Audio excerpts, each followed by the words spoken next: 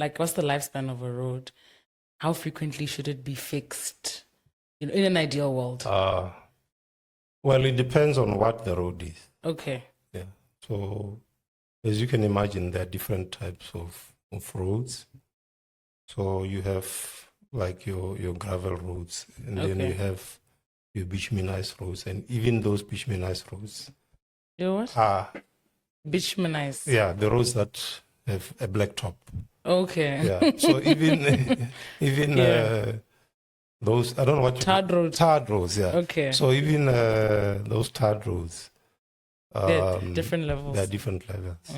So each of them requires a certain level of maintenance. Okay. Yeah.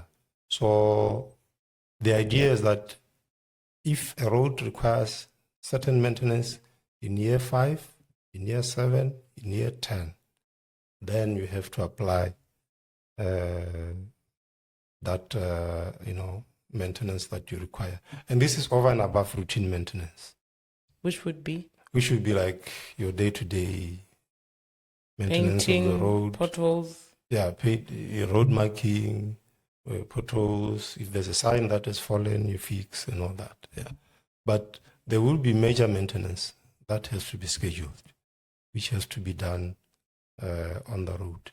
And typically, if that is done, then the road lives longer. Will live longer. So we are talking typically 20 to 30 years. Okay. If that is done.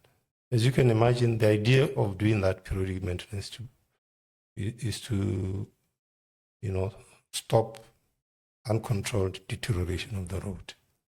So if you just let the road deteriorate on its own, a road that is meant for 20 years will start showing signs of deterioration maybe in year 10. And that is how it happens. So this is a function of both planning and maybe the availability of funding to do that. Okay, so you spoke about different kinds of roads. So I'm wondering if you could give me an example. What kind of a road, how do they make the A1 versus Yanko, BBS? It's the internal roads, is there a different? So, okay, for instance, a local street here, in front of your house, yes, cannot be the same as the A1. Okay. The main reason being that they carry different types of traffic. Yeah. So they are constructed of different materials. Okay. And those different materials require different levels of maintenance. Okay. And the level of traffic on those determines that there should be different levels of that sounds fair. Of maintenance. Yeah. Okay. Yeah. So there would be the two categories of tarred roads: highway roads. Not really. Well, I'm oversimplifying. Okay. Yeah, there can be variations to it. Even the material, like I said, the materials that you use, and the materials do come from what forms the founding material of the road, and also the material that goes on top. Yes. So those would be they are different materials. Okay. Yeah, and they require different levels of maintenance. So, for instance, if you had a road that is made of concrete, there are certain places, like in the US, where you find, for instance, that they have concrete pavement. So your concrete pavement is just like your floor slab. Yeah. But it's meant for vehicles to. So those roads can last hundreds of years. Oh, really? But they're very expensive. Okay, that's the catch. So it's, they're very expensive, and once they start failing, it means the cost of repair is also high. So they need a different type of maintenance. So you may actually go for 20, 30 years just marking and remarking on such roads. We had maybe on roads that are built of gravel.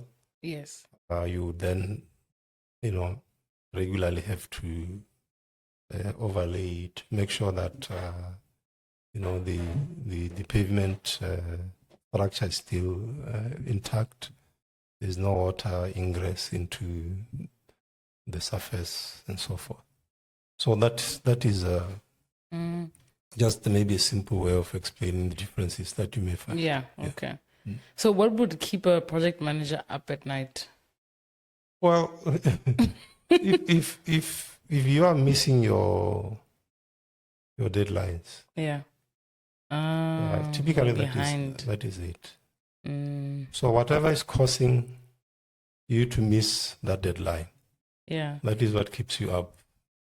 Like I said, the mindset of a project manager is that I have a target to meet, and that target is determined by the output and the timelines that you have to deliver it within.